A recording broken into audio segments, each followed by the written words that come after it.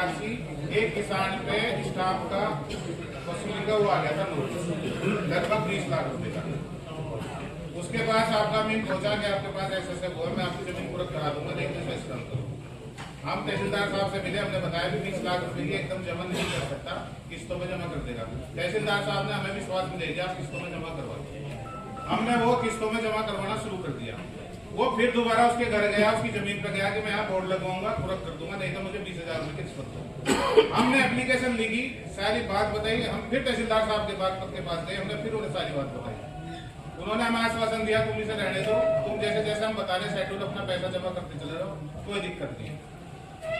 तो उससे आगे तो कुछ हानि, जैसे जैसे तहसीलदार साहब कहते रहे, एसडीएम साहब यहाँ बैठे आपके पास, ये कहते रहे हम पैसा जमा करते रहे, उसके बावजूद भी उसकी जमीन उसने कुर्क कर दी। किस आधार पर कुर्क कर दी? जब हमें हमारे अधिकारी विश्वास में ले रहे हैं और जैसे जैसे ये कह रहे हैं हम पैसा जमा करवा रहे हैं किसान से, तो या तो उसे 20,000 रुपए दो तो कुर्क नहीं होगी, और हमने 20,000 नहीं दिए, जैसा अधिकारियों ने कहा उस हिसाब से उस शेड्यूल से पैसा जमा करा दिया, तो जमीन का कुर्क कर दी उसने, टोटल पैसा जमा हो गया। अच्छा ठीक है, तो फिर ये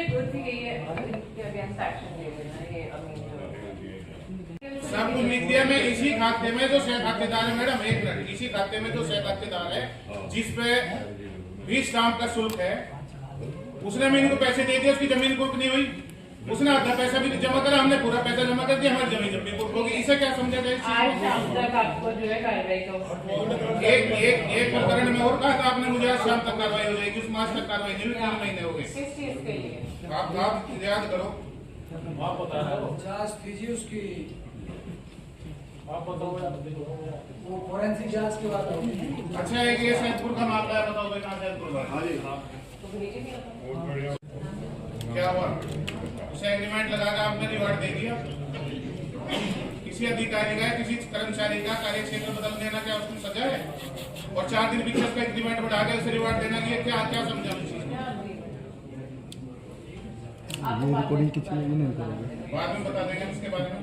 एक पूरी हमने नहर पर आपने कमेटी बनाई थी, उस दिन मैं आपसे मिला था 2 महीने पहले, जो बात हुई थी, उस कमेटी ने आज तक कोई रिपोर्ट नहीं दी। फिर पानी आया, फिर पट्टी टूट गई, फिर सारी 50 जो जमीन खराब होगी, लोगों का गेहूं खराब होगा, उसमें क्या